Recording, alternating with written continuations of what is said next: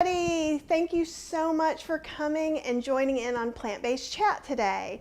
Today we have another friend. She doesn't know that she's like one of my bestie friends because she's my Facebook friend. And so, have you ever like had an author you really love and then you go and listen to them and then you feel a little too familiar? So Patti, if I get a little familiar, you just go, hey, back off a little bit. It's okay. Okay, I will. Yes. I promise when I'm in Asheville not to like run up and like hug you or anything like that. It was the person who wrote Writing Down the Bones was something Goldberg, right? Natalie Goldberg. Natalie Yeah. Goldberg. I heard her speak and like I even read her novel. Like I'm one of the few people that did, and I was like sitting there feeling like uncomfortable in myself that I wanted to go, but what happened with your girlfriend, or what happened with this? But this is a little different. So Patti is not going to be doing a cooking demo, and we had a talk about that. She said her assistant even laughed that she was going to be on a vegan cooking show, but that's why we Much chat. less try to cook. Yes, much less try to cook anything. No, Yeah. no, no. And you know what? I could talk you through any cooking thing you ever want to do. Oh, So I'm sure you can. yeah. Yes, I'm sure you can. Yeah. And so Patti, I met originally through my friend Dawn Mai. She's my best friend who's moved here. You guys have heard about that. And I think it was Panoply that you were speaking was the first time that I got to see you. This was so long ago. Like, Probably 2008. Something yeah, like that. it was before I was even doing cookbooks or had a blog or anything. And Marilyn says hello to us, and I'll pop on some little things here and there. So it was just really cool. So at that point, she had written her first book that I knew about, so you can correct me on that one, which was 37 Days, and we'll talk about that. But it's so inspirational. And the small concept behind it is that what if you only had 37 days to live? What would you do? And I think that really fits in a lot with what we talk about trying to have some self-care, being overwhelmed in the world, and things like that, which is one of the reasons why I really wanted to introduce you to her. And so at the bottom, under Patti Digh, it says pattidigh.com, 37 days blog.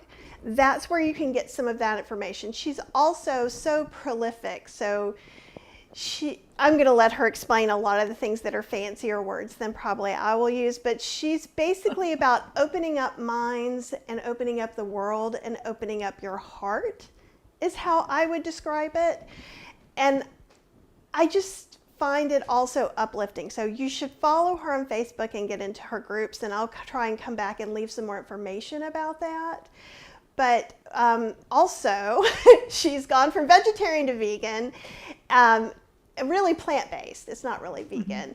And for health issues, and she also dealt with some pretty serious health issues and actually had to, I'm trying to think of the nicest way because I want to use the words I do not use on the live Yes, I videos. understand. So a doctor was just misdiagnosed her and it almost killed her. And she listened to herself, which again, she listened to herself and she saved her life, which is pretty awesome. So I'm going to go ahead, Patti, and hand this over to you and let you fill in all the details I left out. Oh my gosh. I appreciate that. And thanks for the invitation to be here. That book that you're referencing is about 37 days, which was the experience of my stepfather being diagnosed with lung cancer and dying 37 days later. And so that was just such a big aha for me. Like, oh my God, that's such a short period of time. What would I be doing if I only had 37 days to live? And the answer was not what I'm doing. So I changed a lot of things about my life. I started writing a lot, and my blog, 37 Days, became the book that you're referencing, which is actually called Life is a Verb. And that was, yeah, no, a lot of people call it 37 Days, which I love because that's what it's all about. That was my third book, but it was the first book that felt real to me. The first two were business books, and I had the sort of out of body, business Patti voice on, and it wasn't really me. necessarily. So Life as a Verb was an opportunity to leave stories behind for my kids. I have two kids, and ironically, neither one of them has read it. But maybe when they're my age, it'll be interesting to them. But I knew that if I were going to die, I wanted to leave behind my stories, like what I got right, what I got wrong, what I was fearful about, all that stuff. So that started a series of 6 books that were more personal to me, that were about, how can I open my heart? How can I deal with difficult situations without closing down or going to anger or, that kind of thing. So that writing actually saved my life. It was such an experience of joy to capture these moments. And they're not big stories. They're little snippets of stories, They're not like crossing the Atlantic, for example. What were you going to say? I was going to say no, but they're powerful. I think sometimes these little snippets of life that, and I think I learned that from Life as a Verb, and now I remember it because I see the name on the cover in my head. But one of the stories that spoke to me so much, and I'm going to butcher it a little bit, was that you were on the plane, someone was opening up a bag of chips and making a bunch of noise, and you're getting really annoyed, which is exactly what I would do. But then what happened is it turned into this beautiful friendship and this beautiful giving moment where you got to connect with someone else who was really looking to connect, who was actually a kind, generous person who was trying to offer you some food. And I think that so many times, and I always use the term COVID blanket, because I feel like whatever we would normally feel, now we get this COVID blanket on top. So it's like, I'm not just mad at you, I'm COVID mad, right? Exactly.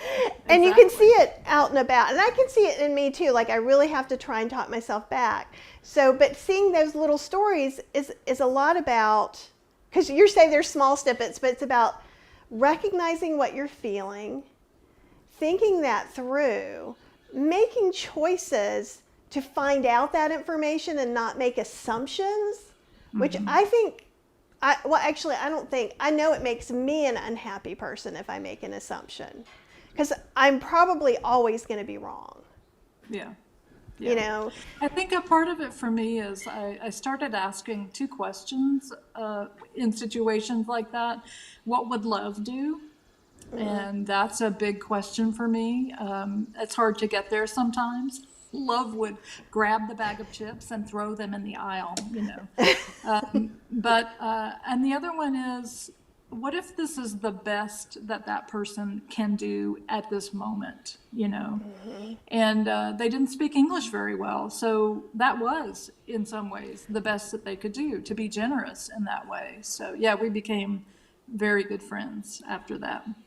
And that story has stuck with me, since probably when did the book come out? Was it 2008? Okay, it wasn't. Okay, so, and it just, every time I get on a plane, I try to think about that too, and I do the best I can, which is, I am not perfect. I get mad. I'm like, I kept telling Cheryl during the pandemic, we'd go to a grocery store and there'd be signs 6 feet, and someone would be right behind me. I'm like, today's the day that I'm going to be in the front page of the news because I'm going to take that person down.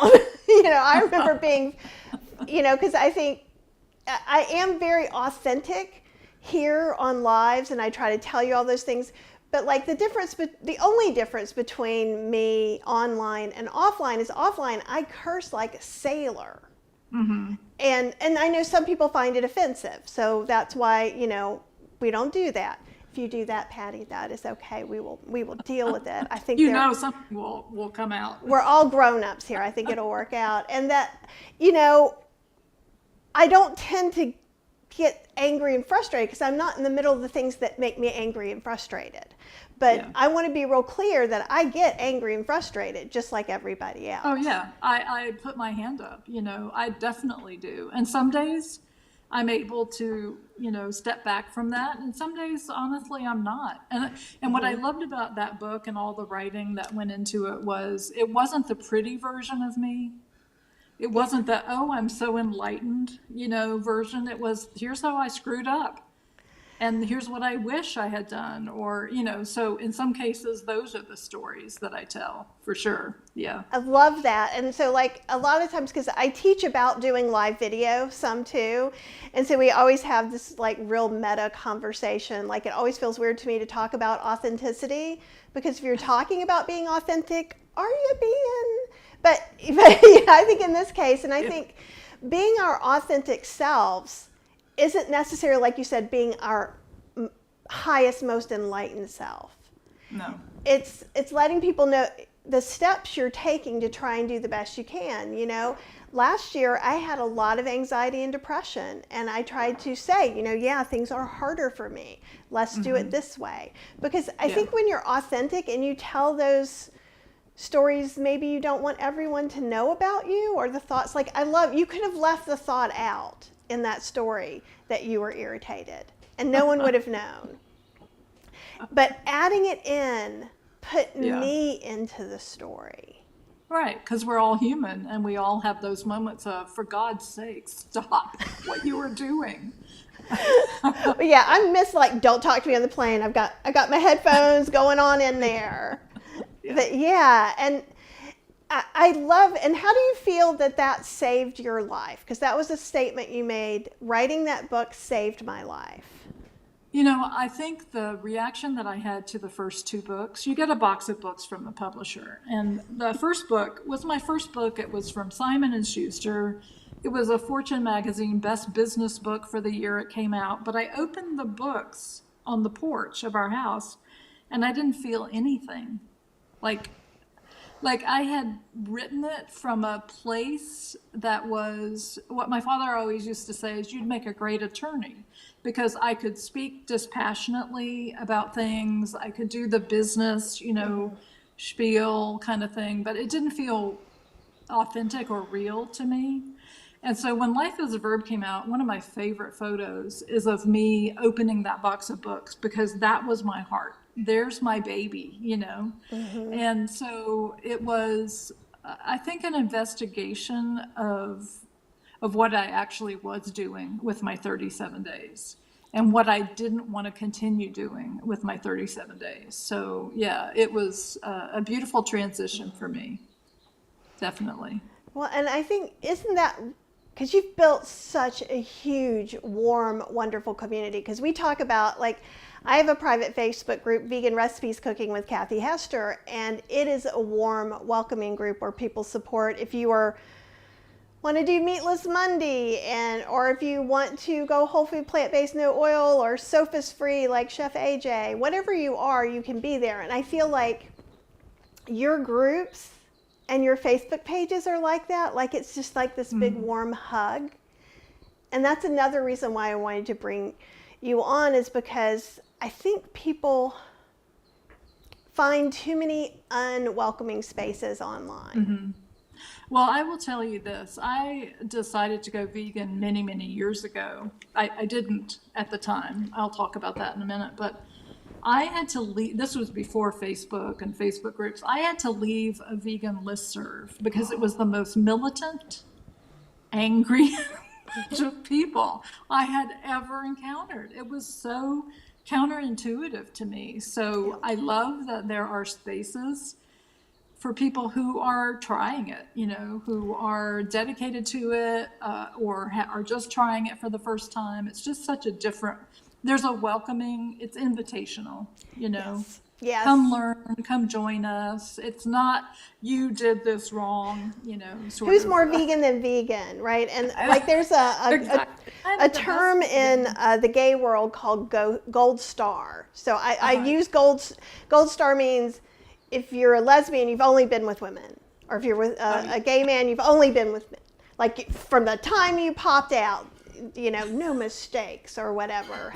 Obviously, I'm saying that in a sarcastic way in case someone reads that wrong. So I kind of feel like people are trying to make gold star vegans. They are, yeah, definitely. And it's not welcoming. It's not welcoming. No, it doesn't help. I can understand when you start doing something and it starts really working for you. You do want to tell other people, and you get a little bit pushy. Everyone does. And you just have to notice it and go, is this helping or not? Like one thing that I'm very good at is saying, what is the outcome I want? What do I need to do to get to that outcome? So I kind of want to say to all the people who like yell and push about, if I yell and push enough about eating meat, would you eat meat? Of course not. So pushing doesn't help. And then I have another theory that, at least online, that there's really only like 4 mean vegans, is what I call them. But they make a schedule so someone's saying something crappy at every second of every day. They're like, come on, it's time to get working. You know, God. I love the idea of these 4 main vegans all around the world in different time zones. Yeah, and that makes me feel a little better, because I can understand that people feel some people do feel militant for themselves, and like there's different layers of things. Like part of my cooking is making it inclusive. So if you use oil and I don't have oil in a recipe, I will help you figure out where you would add that. Or if you can't have nuts or seeds or whatever. So because if everybody came to my table, they would all eat. I can assure you that, because that's where I come from. And I think that helps so much more for people to venture out and trying things, because also you don't know what's happening in the rest of their lives.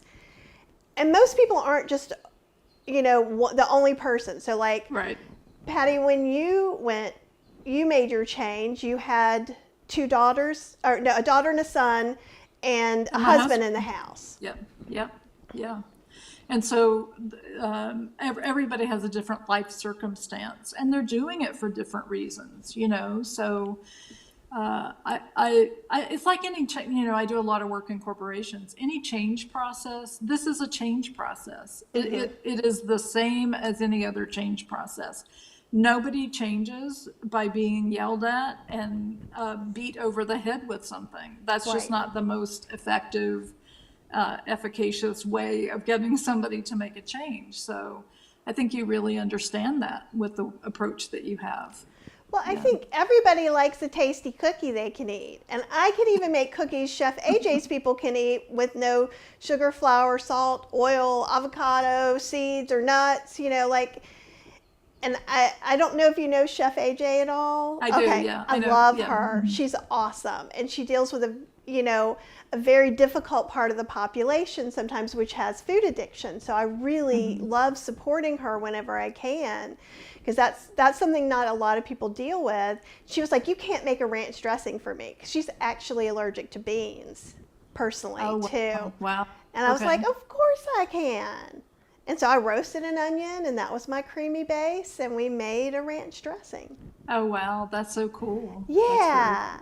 And I think that's kind of the thing, is like, let's all work together instead of like, you ate a Beyond Burger and I don't think it's vegan because of this. And I actually even said before this, we weren't going to talk about any controversial subjects, and here I go. So it's all on me. You cannot help yourself. I know, it's probably because I said it. If I hadn't said it, I wouldn't. I know.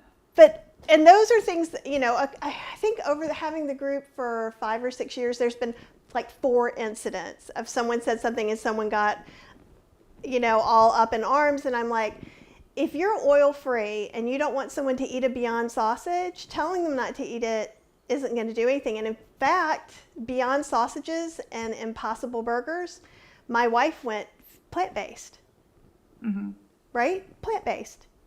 So is it for you? You have to decide that. Should it be for anyone is not for you to decide. But I'm like, no. What I do is, if someone says, I'm really missing sausage, well, you know what? I have a sausage recipe, and I've got 10 books, and I probably have 15 sausage recipes, because I love sausage flavors. Yeah. Yeah. So, and sorry to hijack that. I got a little on my. Oh no, there's soapboxes all over the place that are healthy. They're good soapboxes to have, and if you're erring in the side of inclusion, that's the best soapbox that you could possibly have.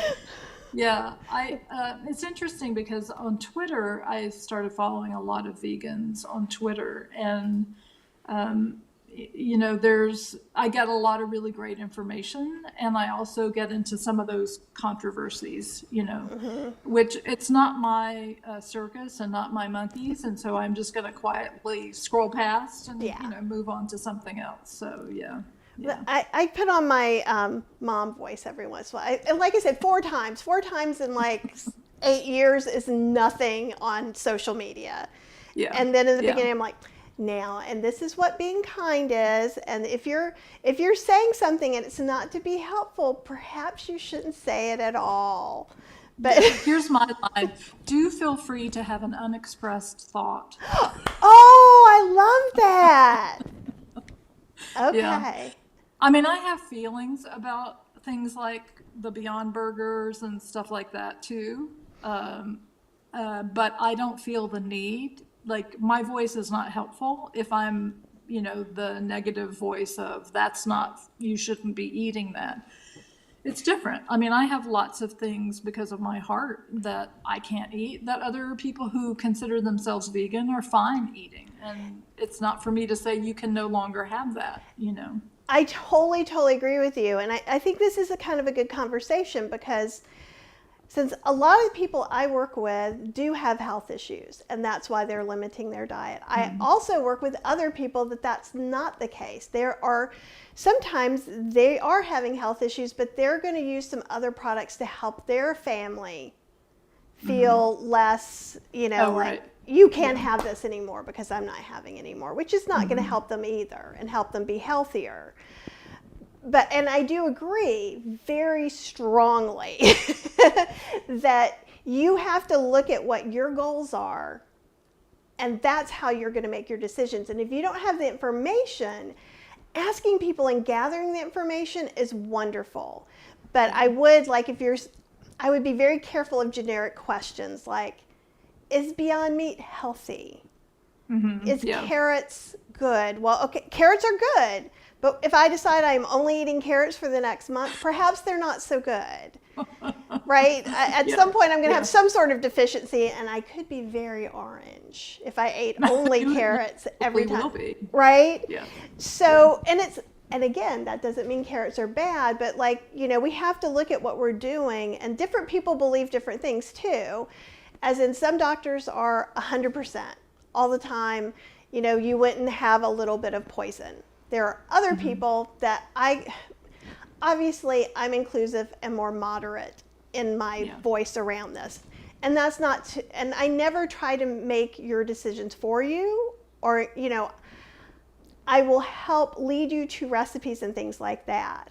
But I think you really have to just think about what's going to work for you. Think about how you can do it and ask the smallest, more minute questions, is Beyond Meat good for someone who has a heart issue? Right. That's a great question. And can vegans eat Beyond Meat?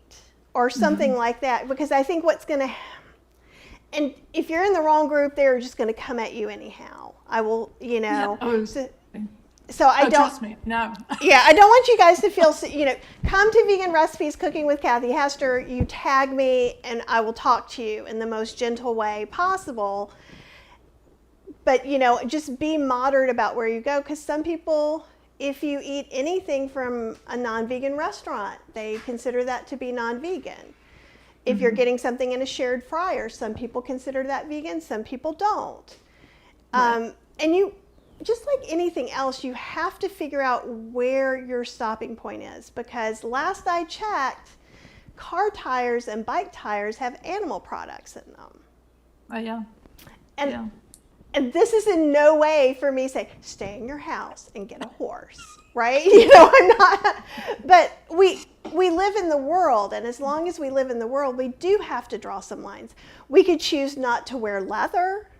We could choose to, but some people are making their own tofu and tempeh, and I like doing that. But some people don't have time. They would love to, right. But they have 4 children and 2 jobs, and they can't do that. So even like with cutting up food, like you can make your own cruciferous crunch, or you can buy it at Trader Joe's, and there's no shame either way. Right. Yeah. Yeah. I think whatever works, And I had been vegetarian. I have been vegetarian until from 1976 until now. So that's a long, long time. In 2016, I had a heart attack, which and the doctor at the time, well, my new cardiologist said, well, being vegetarian for that period of time definitely saved your life, but you cannot continue being vegetarian, because I was not the healthiest vegetarian that I could be. There was a lot of cheese involved, and so. Well, I went vegetarian in 1983, so it was pretty close. So if you look at the recipe books then too, it's all cheese and butter and like you're sautéing in 1/4 to 1/2 cup of oil. Yes. So just for those of you youngsters or people who are new to the game, that was what was considered the healthier option too. So now we see it that some people do become cheesetarians, but then that wasn't really a thing. Yeah, I think that's really true. That is really true because all the cookbooks that I still have, the vegetarian cookbooks, are very heavy on butter and cheese and that sort of thing. So. Yeah, so when I had my heart attack, I don't know, do you want me to talk about that whole experience with it? So I had a feeling for a couple of weeks that there was something wrong with my lung. And I would get winded walking literally from the living room to the kitchen, and we don't have a big house. It's right there, Okay. And so I finally went to my doctor on Friday, the 22nd of January, 2016, and I said, I think my lung has collapsed. What? Like something is wrong with my breathing. And he had a medical student in with him, and I think he was kind of trying to impress the medical student a little bit, and he said to her, well, what we have here is a woman with anxiety. And so what would you suggest that and so they went through this thing of like, what would they give me for anxiety? And I said, I think it's something bigger than that. Like this doesn't, I know anxiety. This doesn't feel like it. He sent me home with a prescription for whatever anxiety drug. And the next day I got up and was getting ready to leave on a road trip for work. Luckily it had snowed like 26 inches, so I couldn't get on the road yet. Oh, good. And I took a shower and called my husband and said, you need to call 911. I knew exactly what was happening. And had a heart attack, spent a week flat on my back in the hospital. And, it took a moment for me when you are in relationship with a healthcare provider and they say to you, oh no, this is nothing, you're just anxious. Women anyway don't take heart attack symptoms seriously because they don't feel the same as men. We discount our own body experience. And so it took a lot for me to say, it's something, I have to go to the ER, but going to the ER saved my life because my widowmaker artery, the LAD, was 97% blocked. And so I never went back actually to see that doctor. He did try and call me on the phone after I got out of the hospital. And I said, I just have nothing whatsoever to say to you, There's a lot of those stories in the world of women discounting because we're busy taking care of other people. We don't have the same symptoms. A lot of people now write me on Facebook Messenger and say, here's how I feel. And my response is go to the ER because you don't know, And then after the heart attack, I got a new plant-based primary care physician. And I had also read Caldwell Esselstyn's book, Preventing and Reversing Heart Disease, which is very much a whole food, plant-based, no oil approach. And that was when I made that transition,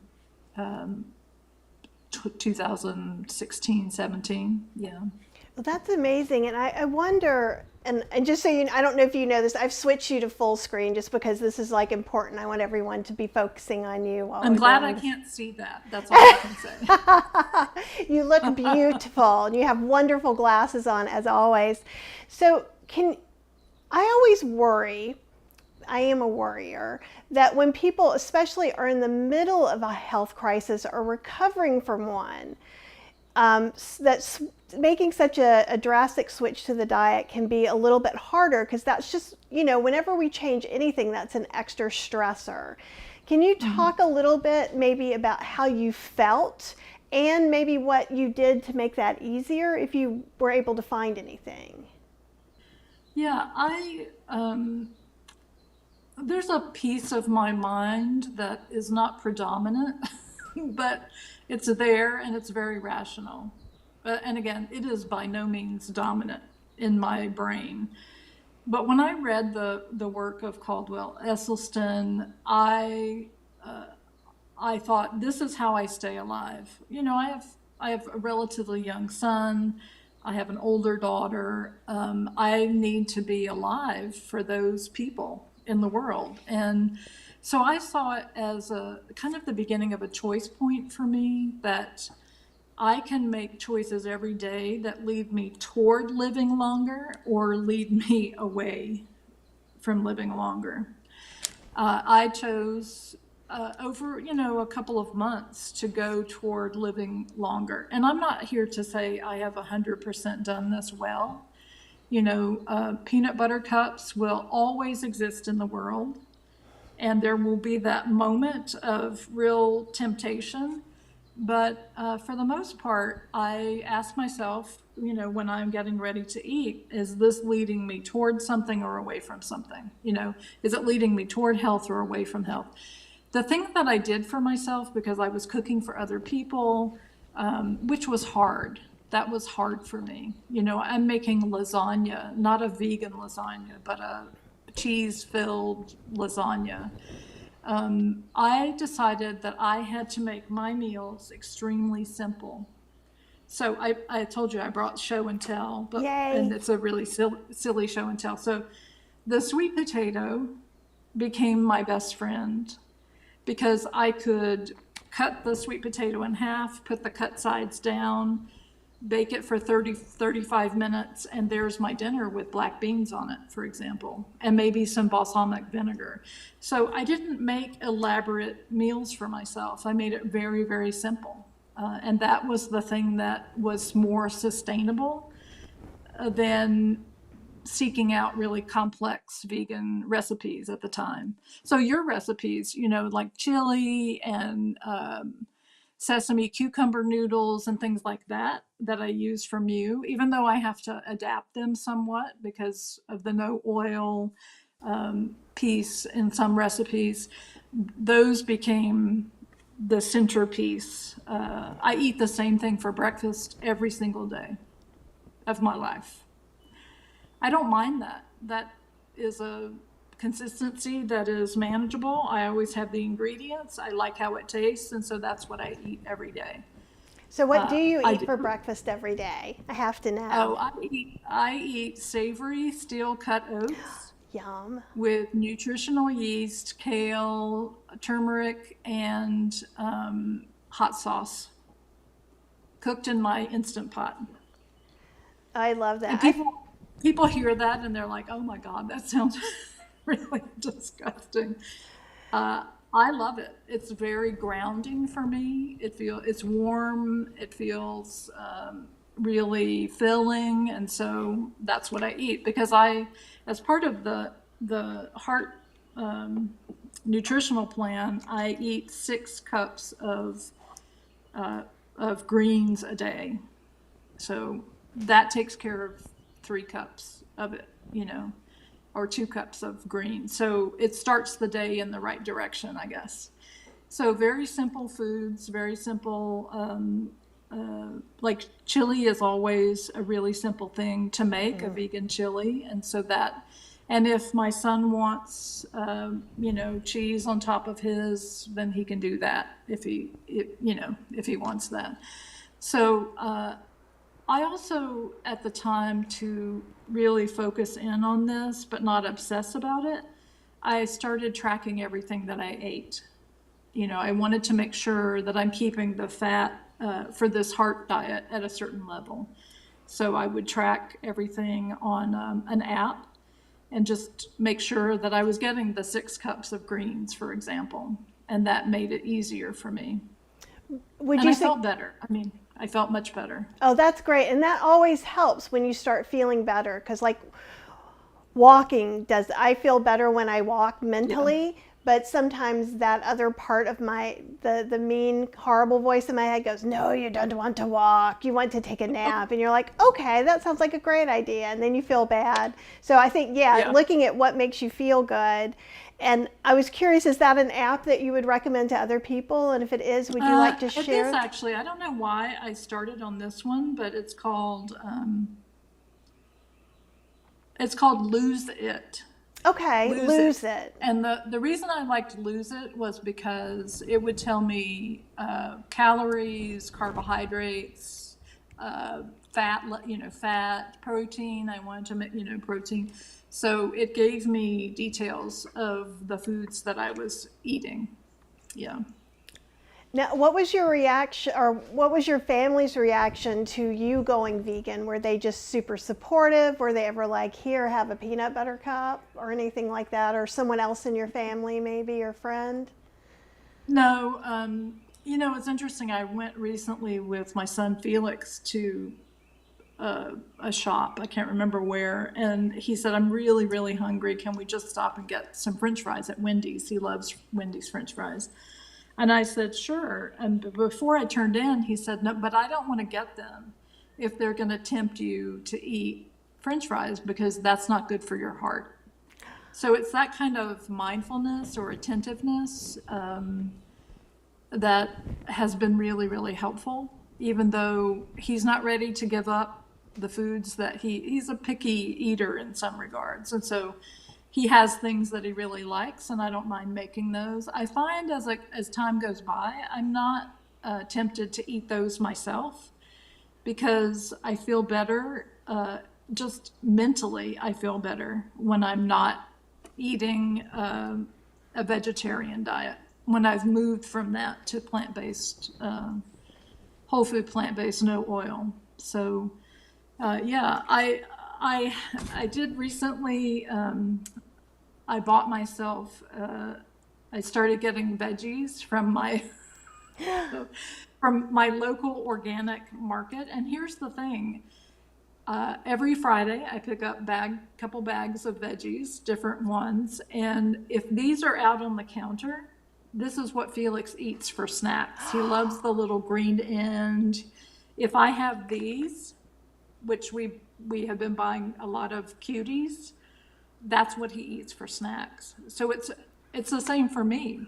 Like if there are peanut butter cups or whatever, a jar of Nutella. If there's a jar of Nutella in the house, I want a spoon and I want to just eat the Nutella. But if there are these, then I eat those. And so it's pretty simple in that way.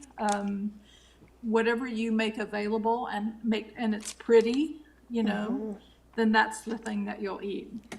I love So that, and that's a great thing for everyone to think about for like helping their family. I've never left carrots out, so that's kind of they don't cool. stay out. They don't stay out except I bring them out in the morning and they go back in. So Ah, yeah. and I'll try and find. There was a cover, so it almost looked like a giant glass cheese dome, but it was for veggies that so you could leave them out. And I'll see Oh, cool. if that's around. I'll see if I can find it and give that to you because I was curious. Uh-huh. But that I like the idea because like with oranges too, like for some reason it's Cara oranges for me because you cut them open and they're that beautiful kind of pinkish orange color, and they're so sweet, and they're sweeter and taste better than, let's say, a candy that's orange flavored for Right. sure. Yeah. Well, your taste buds change really quickly.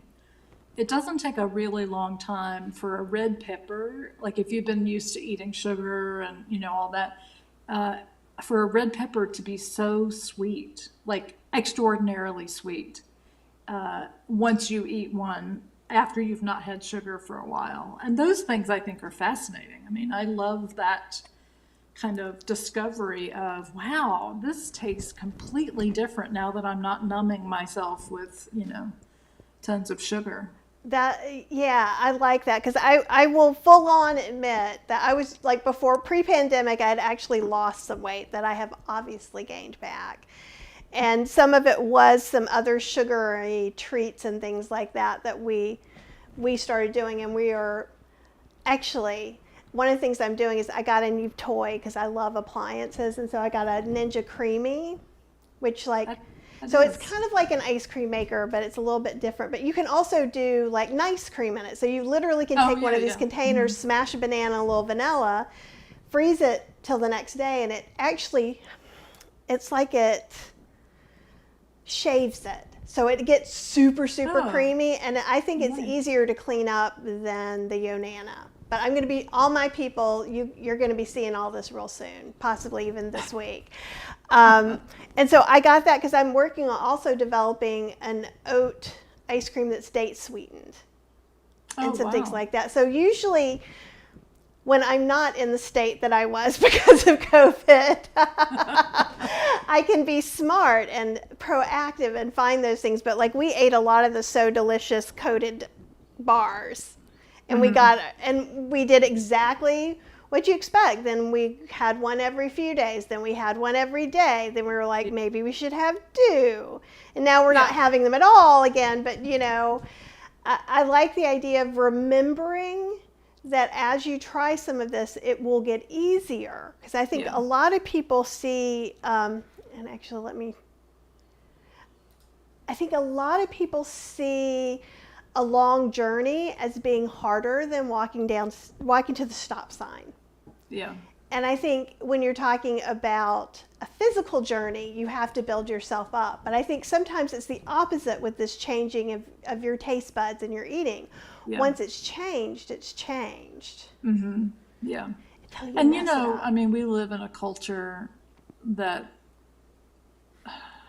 is intent on having us maintain a level of sugar inhalation that is extraordinary, and I think we all have different brains. So for my brain, if I need to go cold turkey, I need to not have those things, right? Because if I have one, I'm going to have, it's like your bars, you're going to have two a night, then you're going to have. So I need to just say no and really relish that red pepper, that sweetness of the red pepper, or a carrot, for example. So, when you asked me about, aside from laughing at the idea of me doing a demonstration of a recipe, the other piece of it was, well, what would I do? Would I show my sweet potato baking? But the thing is would I teach that in a class? Absolutely, because we can air fry it, we can Instant Pot it, we can slow cook it, and we can roast it in the oven. Yeah. Well, you can do that, and your listeners can do that. It's not natural to me to know how to do that, so it's just a sweet potato in the oven. But yeah. Well, and one thing, I'll bring up a couple of comments. So Lydia was saying hi, Carrie's saying hi, and this is her first live stream. And Apple, who usually joins us, is saying hi. And also that they need to abstain from certain foods as well, and that they're more peaceful this way. And that's a really neat way of looking at it too. So what are, obviously we know sweet potatoes are some of your favorite foods and steel cut oats. And I also want to support you in your savory steel cut oats. The only caveat I want to tell the world is do not make slow cooked savory oats. Instant Pot, stovetop are amazing. But what happens is they get really it looks a lot like dog vomit. So, nice. So you're already trying something new. Like I tried it and I was like, I can't even eat that. So I put that out there. They're still great, but it's not a good way to start doing that. But steel cut, oats in the Instant Pot.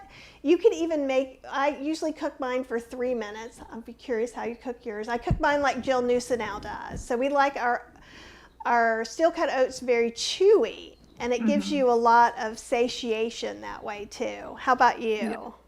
I do mine for about 8 minutes, Okay. actually. And I throw everything in together. I can imagine in the slow cooker that the kale would be awful. It would be nasty. I slimy, so that wouldn't work for me. But in the Instant Pot, it's just perfect, and you can add more hot sauce.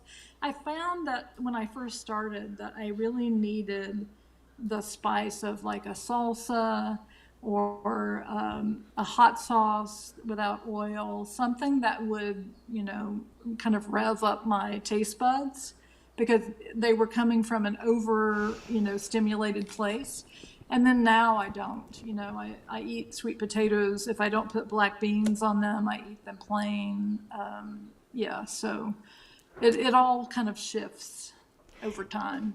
That's interesting. And I love like hot sauces, spice blends. I have a lot of different spice blends for things too. And I have I have like a fancy salt blend that I make, but it tastes like something else. So it's always going to make your food taste like something.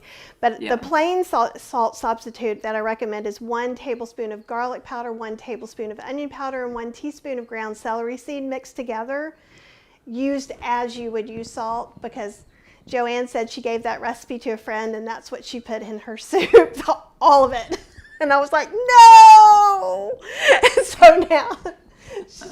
So I always try to say that, but because what it does is it hits those spots in your mouth that are expecting that salt bite, and it can help a little bit in transitioning. Not everybody needs it at all, but like if you're looking to, if maybe you have table tasty Cajun style and you're trying to make some pasta and you're like, you don't want to put that on, that can just give you a little bit of lift. And tell me again what it is. It's a tablespoon of onion powder, a tablespoon of garlic powder, and 1 teaspoon of ground celery seed. I do a lot of spice blends, so I love having a spice grinder. So you can mix it. So know that, A. B, if you have a spice grinder, you can grind it even finer. And I find that when my blends are ground really finely, it just kind of incorporates better, so that all of your stew tastes like it instead of you getting a nugget.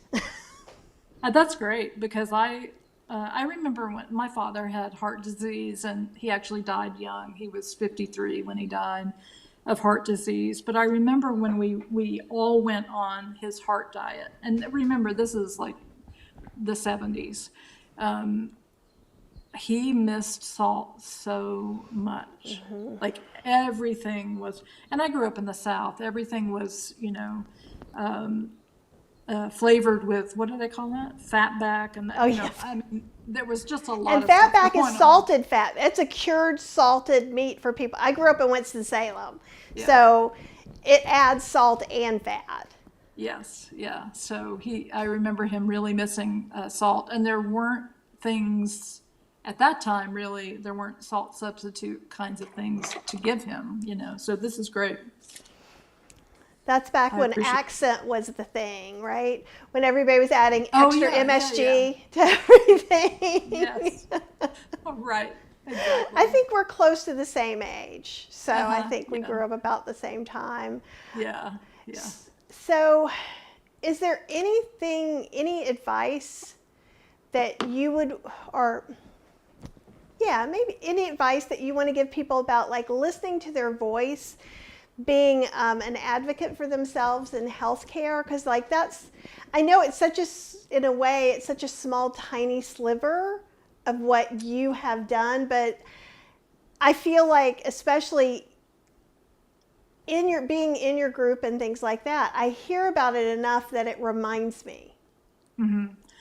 Yeah, I think we have to know our bodies more. I for a long time have lived as a head carried around by an inconsequential body, like it was just there to carry the head. A lot of my work was intellectual, it was in my head. And so I think the combination of the heart attack, which put me fully in my body, and the work that I did afterwards, keeping me in my body, including yoga, which was a huge thing for me at the time, really allowed me to feel things in my body that I knew weren't right. And so I had to get over the talk inside my head that said, "Oh, this is just indigestion," or "He said it's anxiety. It must just be anxiety." Well, what if it's not? You know, what if it isn't? I have gone to the hospital, to the ER, so many times I cannot tell you, with chest pains from my 40s till now, my early 60s. I had to really talk myself into it because I didn't want to be the hysterical female who is in the ER, you know, for nothing. And then I realized, like, I'll be really, really pissed off at myself if I don't go and it actually is something, you know. So I needed to make the decision that, and I think the other piece for me is to educate ourselves about heart disease, for example. I'll use that as an example, so that we can make informed decisions when in the hospital, you know. So the fact that I had had all these EKGs over the years for chest pain, I still had an artery, a main widowmaker artery that's 97% blocked. It's not going to be found by an EKG if I'm not having, at that moment, a heart attack. So I think there are things like that we can educate ourselves about and ask for more thorough testing, for example, or ask to see the results of the tests, you know, the things that we don't often get copies of. I want those. I want to be able to track what's happening in my body. Yeah. I love that. And like last year we switched doctors because whereas that doctor I'd been with a long time served me well for a period of time, our views divided. And she was like, I said, "Oh yeah, I'm going to start eating oatmeal again." She's like, "Oatmeal, that's so much carbs." And I'm like, "Yeah, this isn't going to work anymore." Because, you know, but you could put fruit on there. You know, you should limit your, and it's like, okay, no, you know how I eat, and this is not going to be it. Now, can we agree that those ice cream should stop? Absolutely, right? So it's not just me pretending that everything, you know, is fine. But what I love, and because I was having a lot of anxiety and depression, Cheryl really stepped up, my wife, and she found us a great doctor. And we just love this doctor. And not only that, she's like, "Well, you know, how do you feel about getting tested for this? How do you feel about going there?" So I feel like in that way, I feel like she's what the voice in my head should be doing. Is like, why not go ahead and just, you know, get an ultrasound on this and let's just find out? Because, you know, I turned 57 2 days. In 2 days I turned 57. I'm very excited. And, you know, that's not the time to just kind of be like, well, you know. I think, though, you know, I'm cognizant of the fact that not everyone has health insurance as well. That is true, so too. In the gap that leaves, doing the things that we can do makes so much more sense to me, you know. So I do know that I feel better and I have better numbers, you know, when I am eating this way. Yeah. So that's something that I have complete control over. And some of the other things maybe not, but I do have control over what I eat. Well, I mean, most of the time. Well, you know, and no, very rarely will anyone be 100% on everything. And one of the things, I don't know if you know Howard Jacobson at all. He actually lives in Pittsburgh, and he co-wrote Proteinaholic with Dr. Campbell. If you're ever here, I'll hook you up. He's super nice. But like what I love about Howard when he's coaching, instead of coaching you to be 100%, he coaches you to learn what you're going to do if you mess up. So, okay, so you had that peanut butter cup. Now what do? let's talk about, we just do this and now we can do that. It's not about, you have this peanut butter cup, now you're going to do 40 push-ups. You know, it's not that kind of thing, but it's like, let's don't let that get us, because we're going to mess up, and mess up in that, not meaning that peanut butter cups are bad for everyone, but mess up in the, I personally didn't want to have peanut butter cups. Yeah, right.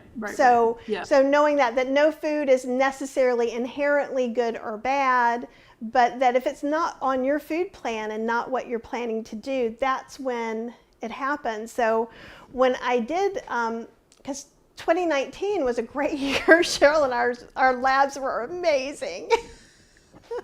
We're gonna get back there, but and we were hiking and exercising, so it's like kind of the same thing you were talking about once you start eating. But like, because we were prepared for the days that you wouldn't do this, or working through some of that. I remember I was telling Howard, I'm like, well, I'm really nervous. I don't want to go walking today because it's raining.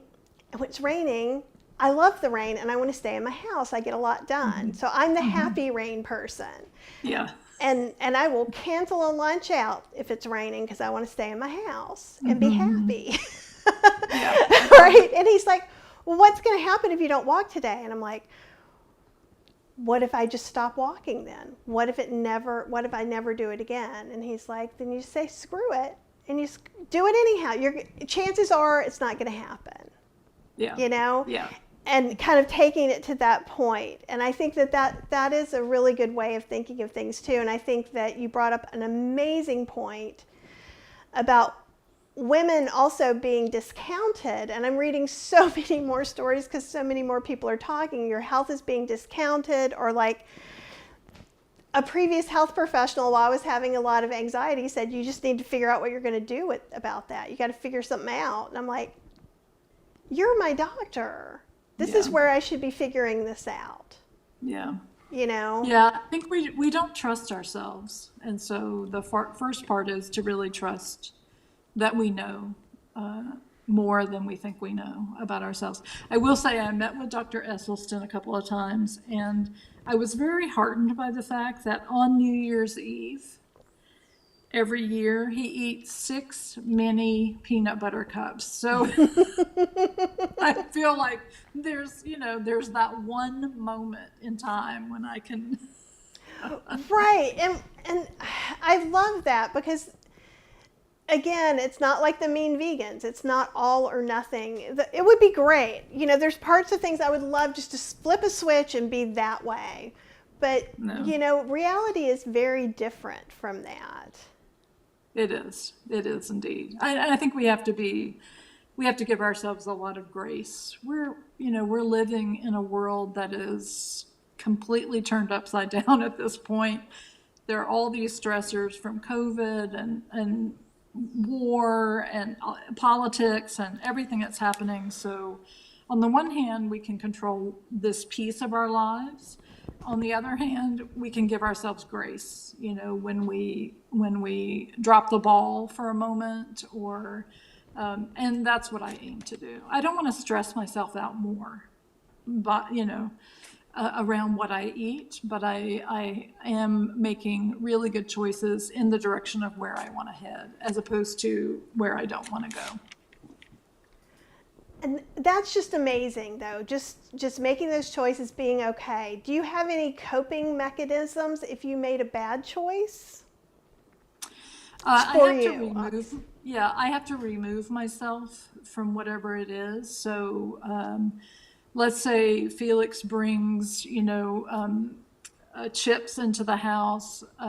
If I have one, which I usually don't now because I know it's going to snowball into many, many more than one, I'll go out for a walk.